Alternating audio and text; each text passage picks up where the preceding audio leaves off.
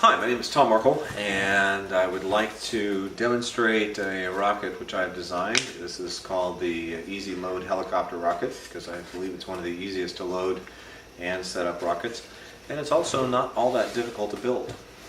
The rocket is made up of a paper nose cone, better called a nose pyramid, because as you can see it's pyramid shaped rather than nose shaped, rather than cone shaped.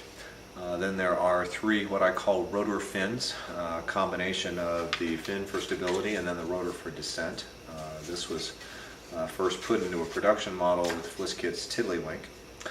And then the final major part is the combination of an engine mount and a rotor retention system that uses the engine itself to go ahead and hold the rotors in place. Final components are the hinges, which also are something that I haven't seen a lot of people use. These hinges are made out of a combination of duct tape, which is my #1 favorite construction item, and also dental floss, which is my #2. The tape makes a typical tape hinge, nothing really unique about that, but when you attach that tightly to each section with the dental floss, you get not only a very good lightweight hinge, but one that doesn't pull away with the tape, which is I think one of the major issues with tape hinges. It's hard to put a lot of stress on these. These you can put a whole lot of stress. The balsa will break before these hinges break, and yet they are extraordinarily light. And then finally, in this case, the rotor stops are fixed directly to the rotors themselves. They are, when they come up, they bring it up and stop. This will come down in a nose first fashion. To demonstrate exactly how this works, we'll go ahead and we bring all of the rotors together, and when you do that, you will line up both the engine tube there as well as the holders for the rotors.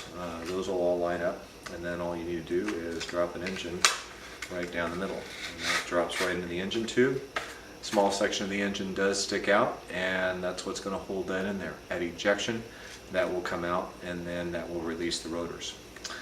The pull mechanism, got a rubber band attached all the way at the bottom, and then that attaches to a string and a hook about midway down.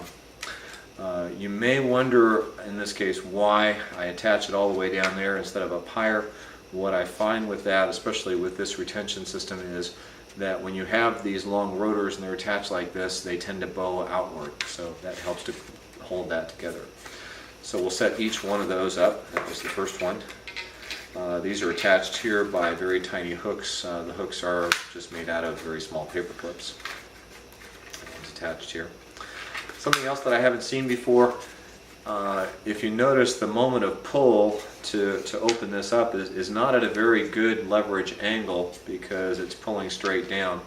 What I've done is on the end of the rotor stops, each one has a small piece of straw. You could actually use a launch lug, but it's a tiny, about 1/3. It's actually about 3 millimeters long, but it's using about 1/3 of the circumference. And I bring the string out over that. It probably adds a little bit of drag to it, but in this case, because of that angle there, I've got a better moment of pull, and so it's a much more reliable for deploying the fins or pulling the fins outward when this thing reaches apogee. Once we set this up, we'll go ahead, obviously put an igniter on the end of it. We launch it off, launch lugs down the side. In this case, I've used 2 launch lugs. They're very, very small because I know once I get up there, this rotor is going to be spinning.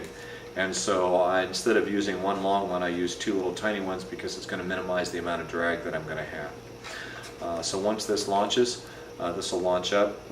This one launched quite successfully on a C6.5. It also will work on a B6.4. Goes up, reaches apogee. The engine kicks out and releases. This will come down nose first. I have designed these with a different angle to try to bring these up. I find that I have a better moment if I put the nose down. So it comes down, most of the ones I've designed have come down this way. You could set it up with a different angle to try to come down This way I found that not quite as reliable. When this comes down and you'll see the film on a separate video.